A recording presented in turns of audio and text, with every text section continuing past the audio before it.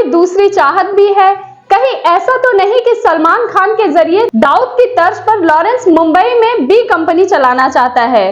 क्योंकि दाऊद इब्राहिम छोटे छोटे अपराध करके क्राइम की दुनिया बनाई, बिश्नोई का भी पैटर्न वही कर रहा है। दाऊद ने मुंबई पर कब्जा करने के लिए फिल्मी सितारों से हफ्ता वसूलना शुरू किया था। लॉरेंस का गैंग भी एक्सट्रैक्शन मनी मांगता है और फिलहाल लॉरेंस की नजर सलमान खान पर है। यह कौन नहीं जानता कि बॉलीवुड में सलमान का सिक्का चलता है और अगर सलमान से वसूली में लॉरेंस कामयाब होगा तो बहुत संभव है कि बाकी के फिल्मी सितारे भी उसकी रडार पर आ जाएंगे। लॉरेंस बिश्नोई तो अभी उभर के आ रहा है, वो एक्सटॉर्शन में, मर्डर में, जो कुछ भी है और धमकी देने में वगैरह। तो अभी ये दाऊद के सामने तो बच्चा है, लेकिन जो उनका काम करने का तरीका जो है और जिस स्पीड से वो काम कर रहा है कि it is only a master of time before पूरा बॉम्बे का जो कंट्रोल लॉरेंस बिश्नोई के हाथ में जाने का शक्यता है। यह आशंका इसलिए जताई जा रही है क्योंकि सलमान के करीबी बाबा सिद्दीकी की हत्या हो गई। माना जा रहा है कि खौफ के धंधे को बढ़ाने का तरीका है ताकि मुंबई के फिल्मी सितारे और बिल्डर्स में लॉरेंस गैंग का खौफ भर जाए। वो आगे बढ़ते आ रहा है और इतने बड़े बड़े कांड किए, सूर्य मूसावाला का कांड किया और अभी इनका कांड किया। और सलमान जैसे एक्टर जो है, सुपरस्टार जो है, जिसको प्रोटेक्शन है, पुलिस प्रोटेक्शन है, उसके बावजूद वो लोग ने उनको टारगेट किया।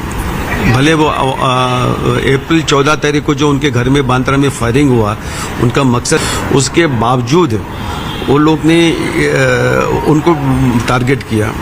भले वो अप्रैल 14 तारीख को जो उनके घर में बांद्रा में फायरिंग हुआ, उनका मकसद नहीं था कि सलमान को मारने का। सलमान तो अंदर सो रहा था अपने बेडरूम में, तो बाहर से फायरिंग करके कोई उसको मार नहीं सकता, लेकिन उसने डेयरिंग किया मारने का, फायरिंग करने का, डेयरिंग किया। वहाँ पे एक मैसेज देने का था सलमान को कि आप हमसे ज़्यादा दिन बच नहीं सकते हैं। तो उनके मन में खौफ निर्माण करने का, उनकी फैमिली के बीच में उसको मन में खौफ निर्माण करने का।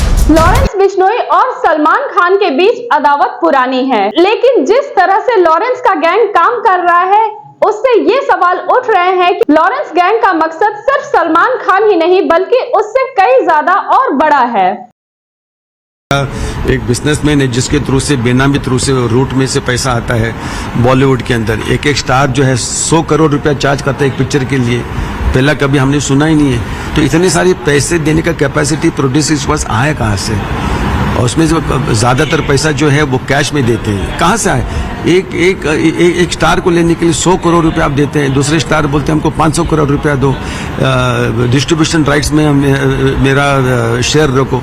यानी स्टेक्स इतना बढ़ गया है और ये लोग देखते हैं कि भाई अगर एक आदमी 3 घंटे का पिक्चर में अगर 500 करोड़ रुपया ले सकता है तो हमको भी उसका हिस्सा मिलना चाहिए।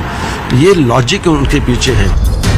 यानी फिल्मी सितारों से हफ्ता वसूलने का धंधा जो पहले चलता था उसे लॉरेंस गैंग फिर से एक्टिव करने की कोशिश में है। लॉरेंस गैंग चाहते हैं कि जैसे डी कंपनी थी वैसे ही मुंबई में बी कंपनी का राज चले। आरोप लग रहे हैं कि दाऊद इब्राहिम को आगे बढ़ाने में महाराष्ट्र के एक बड़े नेता का रोल था।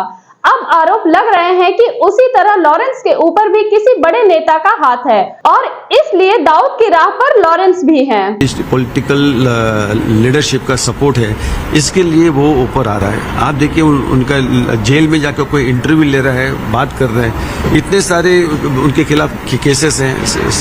इंडिया के जितने भी जेल से सारे के सारे जेल में होके आए, लेकिन फिर भी वो आदमी अपना काम करते आ रहे हैं। ये जब तक पॉलिटिकल आशीर्वाद नहीं है, उसको नहीं मिलता है, तब तक कर नहीं सकता है। तो कोई तो पॉलिटिकल लीडरशिप है जो उसको सपोर्ट करता है। अगर ऐसी चलते आएगा तो उसे matter of time before D company को हटा के बी कंपनी का वर्चस्व हो जाएगा। अब सवाल ये है कि लॉरेंस बिश्नोई की मनमानी कब तक चलेगी? क्या डर के साए में रहेंगे सलमान खान? देखो टीवी न्यूज के लिए संवाददाता अखिलेश शर्मा की खास रिपोर्ट।